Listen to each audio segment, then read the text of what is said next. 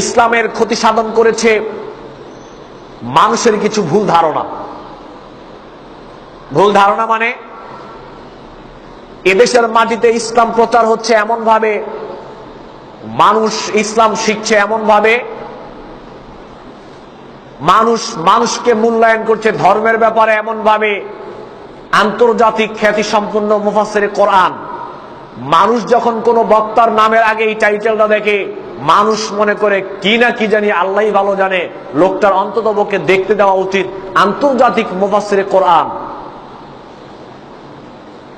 মানুষের নামের আগে কতগুলো টাইটেল, কার মাথার টুপি কত বড়, কার জামা কত আলখেল্লা, কত সুন্দর, মানুষ মানুষকে ধর্মের ব্যাপারে মূল্যায়ন করে এমন ভাবে, এটা মানুষের ভুল ধারণা। এই ভুল ধারণাটা ইসলামের অনেক বড় ক্ষতি করেছে। আগে এটা বুঝতাম না, আন্তর্জাতিক মুফাসসিরে কোরআন মানে কি এটা আগে বুঝিনি।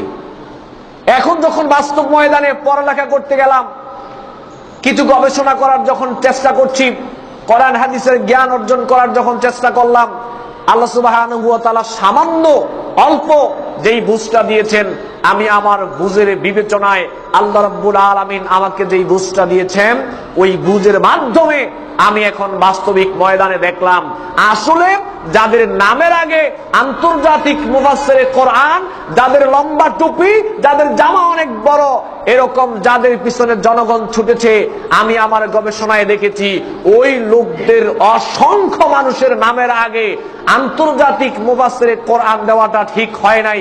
যদি নামটা এরকম দেওয়া হতো আন্তর্জাতিক মুফাসসিরে কিচ্ছা কাহিনী, একেবারে 100 উপাধিটা ঠিক হতো।